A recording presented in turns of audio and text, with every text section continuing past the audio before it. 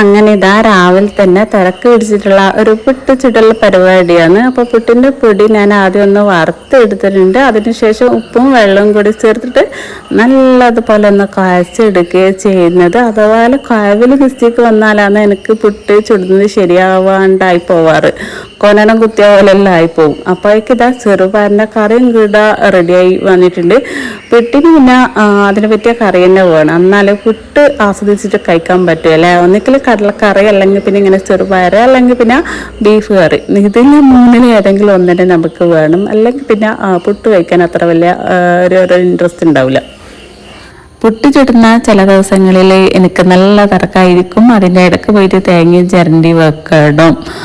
പിന്നെ എന്താണെന്ന് വെച്ചാൽ പുട്ട് ചുടുമ്പോൾ പിന്നെ കുറച്ച് വൃത്തിയായിട്ട് ഉണ്ടാവുക ഈ ഒരു ഭാഗത്ത് സ്റ്റൗവിൻ്റെ അവിടെല്ലാം എന്തായാലും പുട്ടിൻ്റെ ആ ഒരു പൊടിയൊക്കെ കയറിയിട്ടുണ്ടാവും. നമ്മൾ വിചാരിച്ച പോലെ എത്ര ശ്രദ്ധിച്ചാലും ഈ ഒരു കാര്യം നമ്മൾ വിചാരിച്ച പോലെ നടക്കൂല. എന്തായാലും അവിടെ ഇവിടെല്ലാം അതിൻ്റെ അംശമായിട്ടുണ്ടാവും. അങ്ങനെ ഇതാ നല്ലോണം ആവിയെല്ലാം കയറിയിട്ട് വന്നിട്ടുണ്ട്. ഇനി ഇതാ പുട്ട് കുത്തിയെടുക്കലാതെ എനിക്ക് പിന്നെ പേടിയാണ്. എന്താണെന്ന് വെച്ചാൽ നല്ല തിളക്കുന്ന വെള്ളയല്ലേ, പിന്നെ ഈ ഒരു പാത്രം ഉണ്ടല്ലോ സ്റ്റീലിൻ്റെ, അത് ചില സമയം ഇങ്ങനെ സ്ലിപ്പായി പോകും.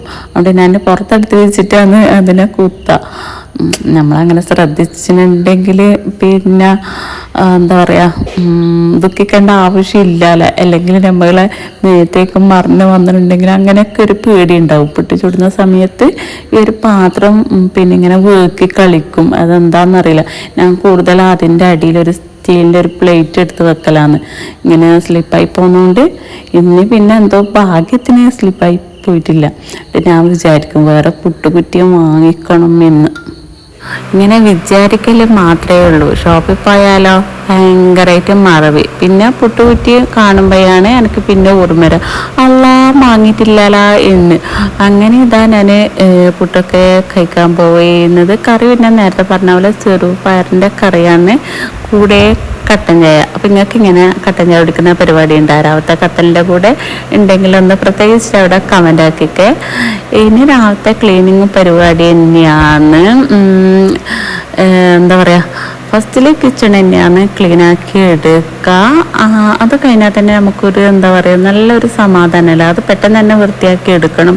എന്തായാലും നമ്മൾ കഴിച്ചതിൻ്റെയും ഫുഡ് ഉണ്ടാക്കിയതിൻ്റെ എല്ലാം പാത്രങ്ങൾ അവിടെ ഇവിടെയൊക്കെ ഉണ്ടാകും. അതേപോലെ തന്നെ കുക്ക് ചെയ്ത ഒരു ഭാഗത്ത് അതിൻ്റെ അംശങ്ങളൊക്കെ ഉണ്ടാകും. അതൊക്കെ പെട്ടെന്ന് തന്നെ വൃത്തിയാക്കി എടുക്കാൻ വേണ്ടിയിട്ട് നോക്കുക. എന്നാൽ പിന്നെ നമ്മളെ വലിയൊരു പണി കഴിഞ്ഞ ആശ്വാസമാണ്, ഒരു സമാധാനം. എന്നാൽ പിന്നെ നമുക്ക് കുറച്ച് അവിടെയെങ്കിലും ഇരിക്കുകയെങ്കിലും ചെയ്യല്ലേ. കിച്ചൺ തന്നെയാണ് ഫസ്റ്റ് ക്ലീൻ ആക്കി എടുക്കേണ്ടത്. ഞാൻ ഫസ്റ്റ് കിച്ചൺ തന്നെയാണ് ക്ലീൻ ചെയ്യാറ്. അതിനുശേഷം മാത്രമേ അകത്തേക്ക് വരും. ഇനി ഇതെല്ലാം കഴിഞ്ഞിട്ട് നേരെ റൂം വൃത്തിയാക്കാനാണ് പോകുന്നത്. എണീറ്റ പാട് റൂം വൃത്തിയാക്കാൻ എന്തായാലും ആവില്ല. കാരണം വെച്ചാൽ മക്കളൊക്കെ ഇറങ്ങിക്കഴിഞ്ഞാൽ റൂമൊക്കെ ക്ലീൻ ചെയ്യാൻ വേണ്ടിയിട്ട് പോകും. അതായത് സ്കൂളുള്ള ദിവസം ആണെങ്കിൽ. അപ്പോൾ അതിനിടക്ക് റൂം വൃത്തിയാക്കാൻ എന്തായാലും ആവില്ല. കിച്ചണിൻ്റെ പരിപാടിയെല്ലാം കഴിഞ്ഞിട്ടാണ് റൂമിലേക്ക് കയറാം.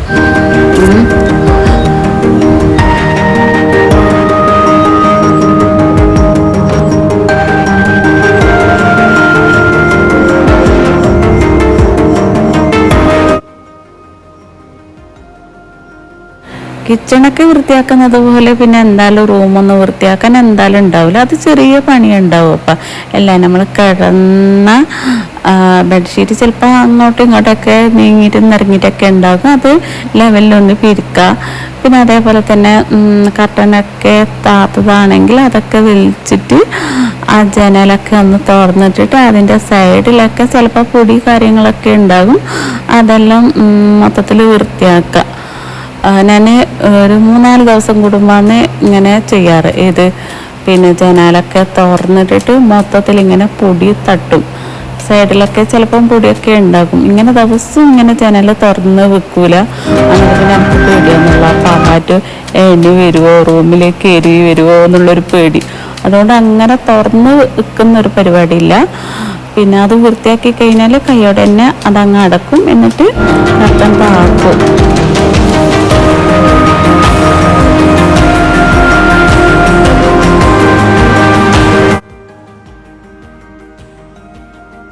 പിന്നെ കട്ടിലിൻ്റെ അടിയും അതും ഇങ്ങനെ അടിച്ച് വരുന്ന സമയത്ത് അതും കൈയോടെ അങ്ങ് വൃത്തിയാക്കി എടുത്താൽ പിന്നെ കട്ടിലിൻ്റെ അടിയിൽ അങ്ങനെ പ്രശ്നം വരില്ല.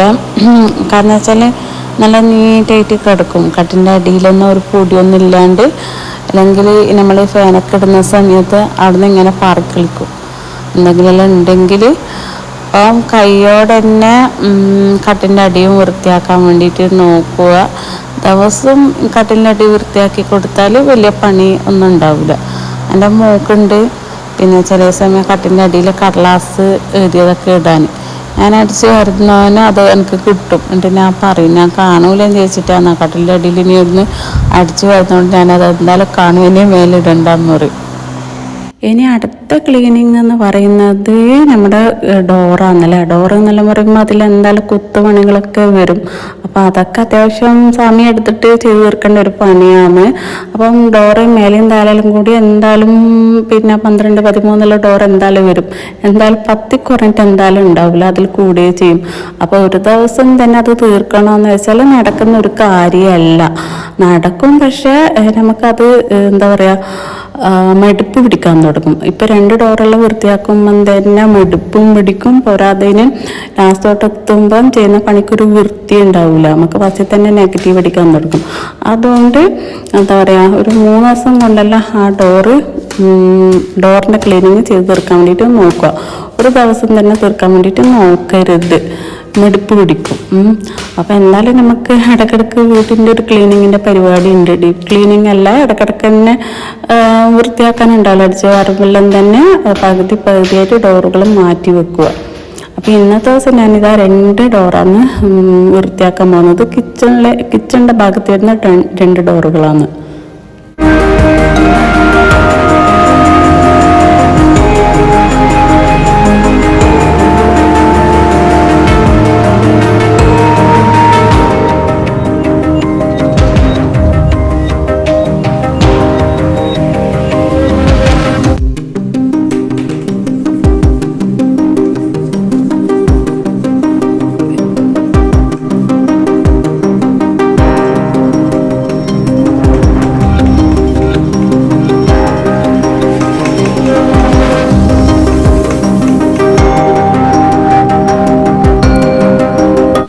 അങ്ങനെ ഇന്ന് 2 ഡോർ നല്ല അടിപൊളിയായിട്ടും നല്ല ഉന്മേഷത്തോടു കൂടി നല്ല റാഹത്തോടു കൂടി മടുപ്പില്ലാണ്ട് നല്ല അടിപൊളിയായിട്ട് തന്നെ ക്ലീനാക്കി എടുത്ത് ഫസ്റ്റിൽ മൊത്തത്തിൽ ആ ഒരു പൊടി തട്ടുന്നത് വെച്ചിട്ട് ഒന്ന് പൊടി തട്ടിക്കൊടുത്ത്. എന്നാലും അരുവിലുള്ള പൊടികളൊന്നും പൂർണ്ണമായിട്ട് പോവില്ല. അത് പോകാൻ വേണ്ടിയിട്ട് ഞാൻ കിച്ചൺ ടവൽ വെച്ചിട്ട് അത് മൊത്തത്തിലൊന്ന് വലിച്ചെടുക്കുകയത്. എന്നിട്ട് മൊത്തത്തിൽ കിച്ചൺ ടവൽ മാറ്റി മൊത്തത്തിൽ വൃത്തിയാക്കി എടുത്ത്. അപ്പം ഇങ്ങനെ നമ്മൾ ചെയ്ത് തീർക്കുമ്പോൾ നമുക്ക് മടുപ്പില്ല. ഡോറൊക്കെ നല്ല അടിപൊളിയായിട്ട് കിടക്കും. ഇനി ഇൻഷാ അല്ലാഹ് അടുത്ത ദിവസം അതിൻ്റെ അപ്പുറത്തെ ദിവസമായിട്ടും ബാക്കിയുള്ള ഡോറും ഇതേപോലെ വൃത്തിയാക്കി എടുക്കുകയും ചെയ്യാം. അപ്പം ഇന്നത്തെ വീഡിയോ നിങ്ങൾക്ക് ഇഷ്ടമായി എന്നൊക്കെ വിചാരിക്കുന്നു. പിന്നെ ആ ഒരു പൊടി തട്ടുന്ന എൻ്റെ പേരൊന്നും എനിക്കറിയില്ല. അറിയുന്നവരുണ്ടെങ്കിൽ പ്ലീസ് ഒന്ന് കമൻറ്റ് ചെയ്യൂ. അപ്പോൾ ഓക്കെ, ബൈ.